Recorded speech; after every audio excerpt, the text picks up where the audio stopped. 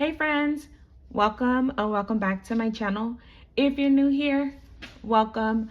My name is Shadavia and this is Oshi Budgets, where I talk about all things money, budgeting, and savings related. On my channel, you will see things like budget with me's, share my real numbers. I do cash envelope stuffings, some savings challenges, and I also give you guys debt and savings update on my own personal financial journey. So if any of that is content that you're into, do me a favor and give today's video a thumbs up. Subscribe to my channel and don't forget that notification bell so you never miss the next time I post. By the title of today's video, you guys can see we are doing a budget with me where I'm going to be showing you guys how to budget a bi-weekly paycheck using my actual real numbers. So if you're a beginner to budgeting or you just want to see how I budget out my bi-weekly paycheck, then just keep watching today's video. Now, as I mentioned in today's budget with me, I am going to be doing my bi-weekly paycheck budget for my March paycheck number 2 of 2023. I actually received this paycheck yesterday, but I haven't had a chance to break down my budget yet, so I'm going to go ahead and do that with you guys. And like I said, if you're a beginner to budgeting and you don't really know where to start, I'm going to kind of give you guys my thought processes when it comes to breaking down my bills, expenses, and then how I'm able to save money and just take care of my regular everyday spending as well. So the first thing that I do when I get my paycheck is just budget out my bi-weekly paycheck. For my mortgage and insurance and phone, those are my largest bills, and I'm pretty sure if you have those bills, those are probably your largest bills as well. So maybe like rent, utilities, whatever the case may be, that is a fixed expense for you. For me, this is gonna get $452. Now I put this into a separate account, and this is actually automatically transferred over to that account for my paycheck. So I never actually see it, and I have a separate account that just automatically pulls those bills out of. And I do that again, so I don't have to necessarily worry about it, and it's just automatically taken care of. So once that $452 is taken out for this particular paycheck, I am then going to be left with $1,347.75. which if you've been following my channel for a while, I want to say this is not how much my paychecks normally are, but this is becoming my new norm because I do have a goal to save $10,000 this year in 2023. And so in order to do that, it does require me to work some overtime. So I've been putting in a lot of work with overtime, and obviously that makes my paychecks a lot higher, or a little bit higher than what they would normally be. But again, I got goals that I'm trying to reach. So these are the numbers we're going to be working with today. Now, another thing that I like to take care of is a buffer. So if you don't have a buffer or you don't know what a buffer is, it's just a certain amount that you leave in your checking account. Like, I am a cash budgeter. Once I get paid for my bi-weekly paycheck, I like to take the cash out for my expenses, and any type of savings I'll put in a separate account. But I do like to keep a buffer in my account for unexpected expenses or things that I just forget about. We all do it. It's something natural that we, again, all do. So it's always good to have at least a little something left in there. Me, I was finding comfort in having about $200 to $300 in there, but I'm starting to feel like I need closer to $500 in there. So I'm just going to continue adding just a little bit to that checking account to leave it in there so that I can reach that. Because I found that for my personal finances, I found that once I got to that 200, it slipped right under 100 really, really quickly. And I don't like that feeling. So I'm going to go ahead and start beefing up my buffer a little bit more. And so for this paycheck, I'm only going to put $20 in there, simply because that's kind of where I wanted to, how much I wanted to put aside for that buffer. So when I do that, I think I could do this basic math here. Then I'm left with $1,327.75. Now, if you want to break your paycheck down somewhat similar to this, like I said, this is just to give you guys, if you're a beginner to budgeting, to give you guys a kind of idea of how to start a budget, or kind of the thought process that you need to consider when creating your biweekly paycheck budget as well. So now that I've taken care of these larger bills, and then again, just keeping something in my checking account, I am then going to be budgeting for my bills that I've predetermined based off of a calendar. And then I have my cash envelopes and any type of savings that I'm wanting to do. So the first bill that I have is my card note. Now my card note, I do pay on a bi-weekly basis as well, and that is $249. And I do pay on a bi-weekly basis, again, just because I like to have that extra month ahead and extra payment throughout the year. And if you do pay your car note on a bi-weekly basis, you do end the year with one extra payment or 1 month ahead on your car note. In case life does happen and you're not able to pay it 1 month, you don't have to really stress about it as much. So if you're not paying your car note, on a bi-weekly basis, maybe that is something that you can consider splitting in half. Even if it's just $300, you guys, it really does free up, extra wiggle room within your budget itself. Now, the next bills that I'm going to account for is some subscriptions that I have. So these subscriptions are pretty consistent, so they stay the same. So my Pixie set is just $10. And then I pay for storage for my phone, which is $9.99. My daughter's phone is 99 cents because I did downgrade her storage. And then Apple Music, I pay $6.48. So not a lot of subscriptions for myself. What I did when I first began to budget my paychecks is I really, started to narrow down my bills.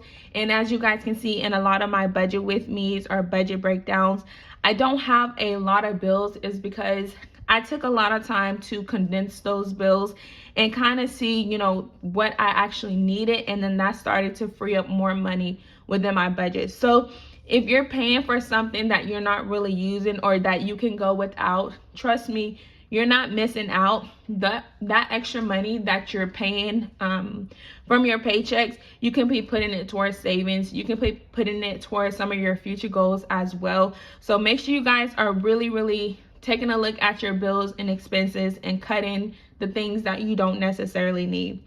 Now, when it comes to my light bill is another, I would consider it like higher bill, I guess you can say, but it's not a fixed expense. So it does fluctuate month to month. And so the way that I actually budget for my light bill is that I split an estimate between my both paychecks. So on my first paycheck, I've already taken out $120, left that in my checking account, and then that way, whatever the balance is, I can put it on my March paycheck number 2. So for this month, my light bill actually totaled $176.91. And so again, instead of paying that full $176.91 from one particular paycheck, I actually only need to take out $56.91 from this paycheck, because I did already take $120 out. And again, I do that because it's a lot easier for me to take $100, even if I did $100 the first paycheck and $76, it's still better than taking the full $176 from one given paycheck. Now, I do have 2 other bills that I need to take care of that are up here, which is my Atmos, and that's my gas bill. And then I have a new expense because a few weeks ago, and it's not really medical, I guess, it's more of a dental, but a few weeks ago, almost a month ago, I actually got braces.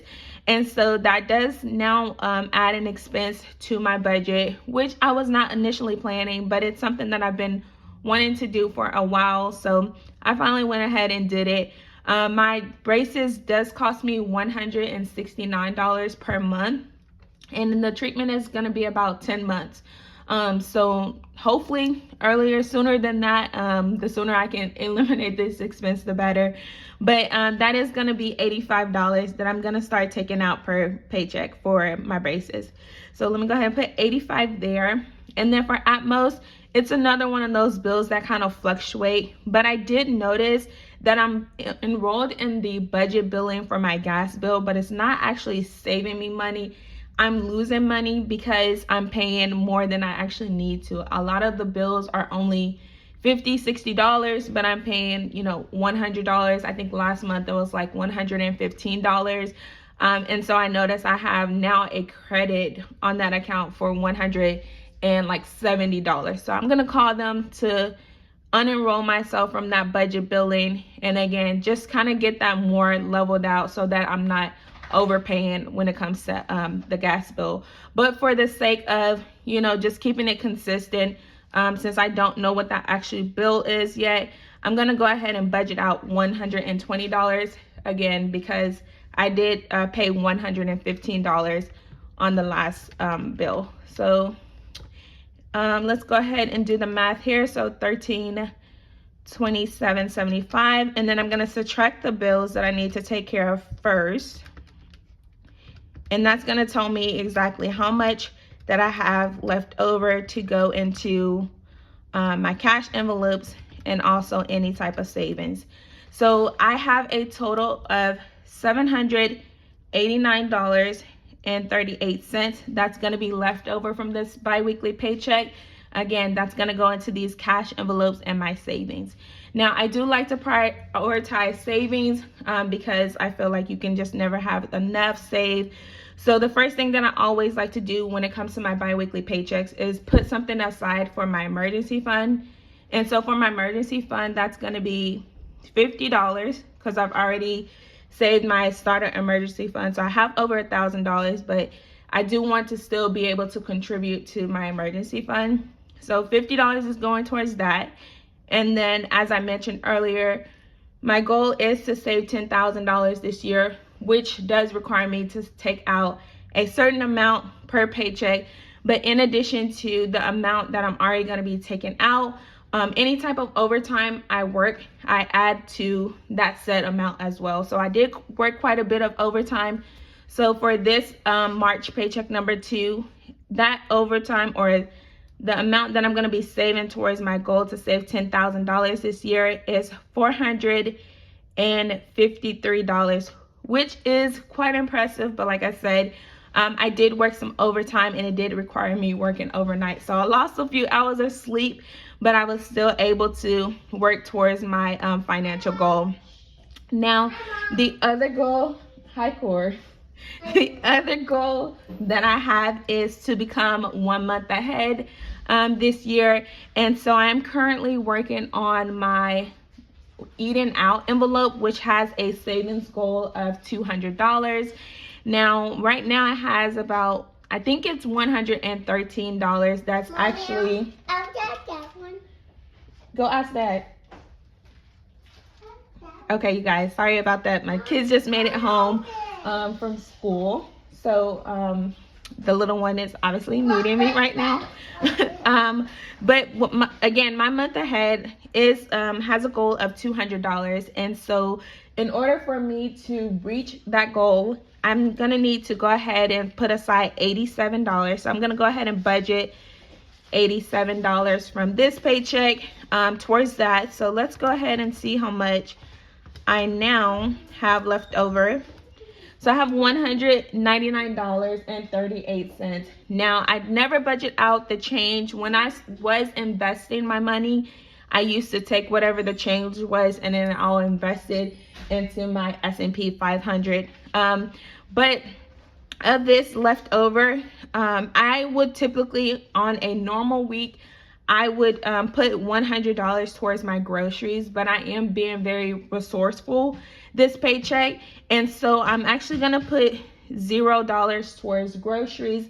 And that is gonna be simply because my job has a program where if you do different health assessments, or different, like if you get a flu shot or if you get a physical, they actually give you points, and with those points you can redeem them for gift cards. And so since I do my grocery shopping at Walmart this week, I just redeemed a $100 gift card for my groceries, and that's going to take care of the grocery budget. Now the next thing that goes into my cash envelope is my gas. Gas is always $60 as of now. Anything that is left over for gas does get rolled over into my car maintenance sinking fund. So, and then I have my household as well. Household, I typically just put in $20, but what I've noticed lately, when I do put in $20, it may or may not be enough. So I just want to bump that up a little bit for this paycheck. And I'm going to put in $25. And then what I do with my rollover money is that if there's anything left over, then I just leave it into my cash envelopes. That way on my next paycheck, then I just use it as income. And instead of taking out $25, I'll only take out $20 or however much I need to fulfill that envelope. So now with that $25 gone, I now have $114 that's left over. And then I have my self-care, family, and sinking funds that I'm going to be taking care of. Now, one of the things that, if you guys missed it or not, follow me on Instagram as well. My family and I did recently have spring break, and we went to the circus, and we really enjoyed it. And it just made me realize how much I value family time and just being able to do things as a family.